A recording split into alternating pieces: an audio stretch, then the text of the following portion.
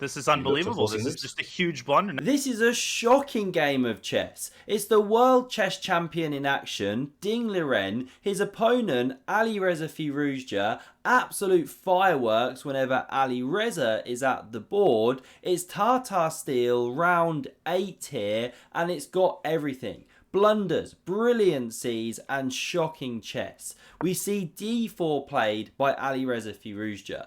In response, knight f6 from Ding. For context here, Alireza lost yesterday. Ding's been making draws but struggling overall. He lost to Prague, for example. We see c4, e6, knight f3, d5 on the board, a queen's gambit declined, and knight c3 from Alireza. Standard stuff. What will Ding go for? Well, c5. The semi-Tarrasch defence. Why the semi-Tarrasch, not the pure Tarrasch? Well, the knights have developed here.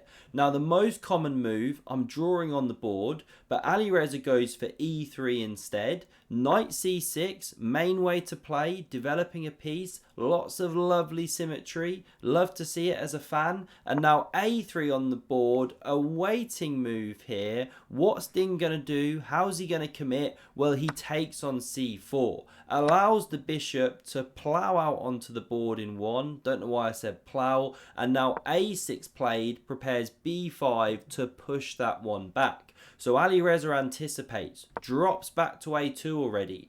b5 comes on the board. Queen c2 played. Sorry, I'm all over the place today. It's been windy here in the UK. It's blown my brain out of position. We get takes on d4. Pawn recaptures. Also why my hair's a mess. Kind of look like I've been dragged through a hedge backwards. And now bishop b7. Standard developing stuff. Why didn't Ding take this pawn? It should be noted that after knight takes, queen takes, there's an awesome tactic for white, and it starts with knight d5.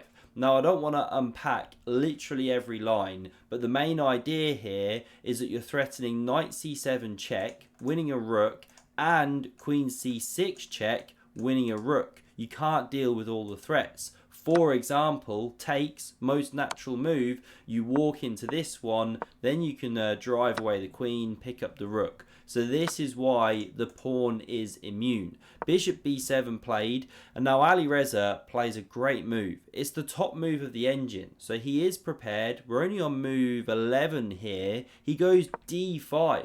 An excellent pawn sacrifice that really has to be accepted. Pawn takes played, and Alireza doesn't even castle straight away. You could do that, sure, but he goes bishop g5, immediately streaming out with that sniper.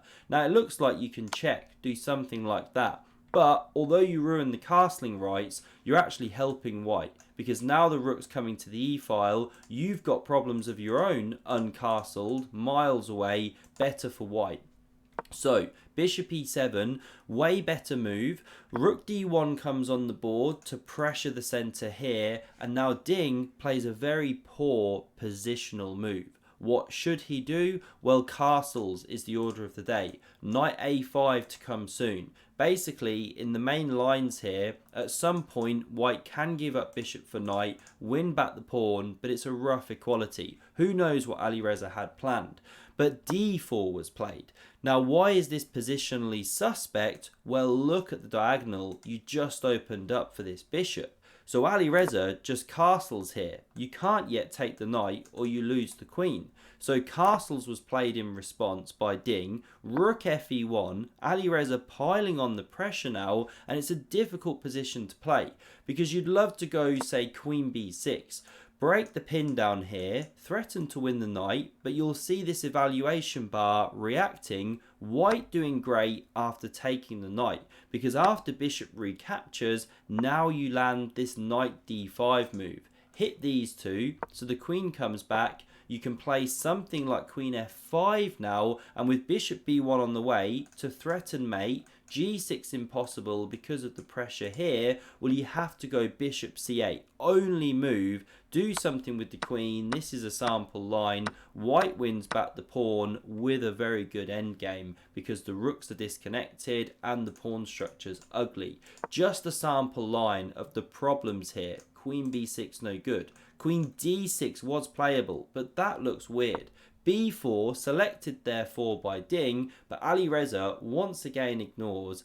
Brilliant move of bishop to b1. So he's threatening takes, and then there's a mate coming. So that's why g6, this piece ignored. Now Alireza, here it comes to him to find a brilliancy. What would you do here? Because the knight's under fire, right? He can go knight e2. It's a playable variation, but he goes for something way more direct and just utterly fantastic. So if you can find the move, well done to you. The move which white should play here, top engine move, is rook takes on e7. Absolutely fantastic attacking idea. Now the knight took. If the queen captures, well, then you're running into knight d5. And of course, there's pins down here. Now, the best is to take, give up your queen. Some drawing chances, yes, but white, of course, in the driver's seat. No fun. So that's why knight captures was played. Leaves the protection of the d4 pawn, which was captured. The queen hit, and now this is the moment. I could make some joke about the air quality dropping, but no, air quality was fine and stable in the playing hall. Ding, however, was not stable in this moment. What should he do? Will centralize this knight with knight fd5 is the best move. Leaves white with about a half pawn advantage, but he plays queen c7. Now, it's a very natural move because you step away from the attack, and if white takes this bishop, not played, but looks really natural, right? Picking up that piece, well, then black can take here on c3, and black's doing fine. You know, how do you actually carry on the attack as white? Well, not so easy. And when you actually do a material count, black is an exchange ahead here and winning the game, actually, or doing very well. That was the way to go. Sorry, not the way to go, taking immediately. But what Ding has missed here in the calculations is that Alireza has got this move. Well done if you found it, find it. The move is knight e4. This is unbelievable. This is just a huge blunder. Knight e4 is essentially game over. And the problem here is that you've opened up an attack on the black queen as well as an attack here. So black's forced to take this one, but then you throw in this Zug, check the king, it comes to g7, and only then recapture the queen. And when you count the material here, white's got 2 minor pieces for a rook and is therefore doing great. And there's just no way to fight against these pieces around the king. You know, if you go h6 to drive back the bishop, then g5, well, you can lob in this check, pawn captures, then take here, white doing fantastically. So instead, Ding goes for this rook move, hits the bishop on c2, and now really cool and calm from Alireza. Doesn't move that bishop, he goes knight g4. Love that move, because if captures here, the idea is not takes here, allowing a check here, which I think is leading to checkmate, but no, check here on f6. The king can't come here, the knight covers that square as well as supporting the bishop, so the king's got to step back, and this shuts the trap on the king. That's checkmate. Not sure what that one's called, but it's a common kind of theme and motif. So, the bishop cannot be touched. Instead, knight g8 played. Bishop b3 now from Alireza. This one still covers the square. You're not getting branked anytime soon. So therefore, pawn takes on a3 played. The pawn recaptured, you can start chasing the bishop, but it can just drop to e3, let's say. So instead, rook c3 invades, hits the bishop. Here Alireza covers with his own rook, also hits this bishop on b7, and so Ding takes here.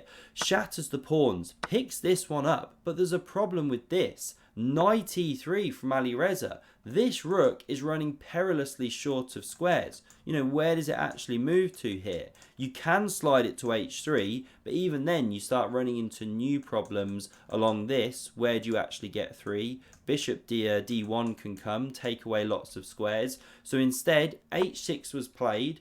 Alireza goes bishop d1, saying, sure, win this one, but I'm winning your rook. So Ding chucks in this move. Alireza takes with check. Knight takes, king takes, rook d8. Look at the position here.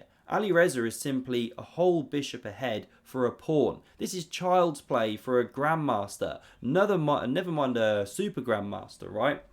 But okay, Ding wants to play on, probably just to save some face here. Take it to 40 moves, make time control. He keeps shuffling some pieces around. Alireza doing the job, takes here with check, now slides the bishop back. Ding, what's he playing for? Don't even know. Can he get his double G pawns going? I doubt it. Here he resigns the game. These ones are going to eventually drop. Of course, this is just more than enough to win out the day. Wow, Ding Liren is struggling. You can see he's been away from the board. The candidates that are going to play the tournament soon in Canada will be licking their lips when they see the form that Ding is currently in.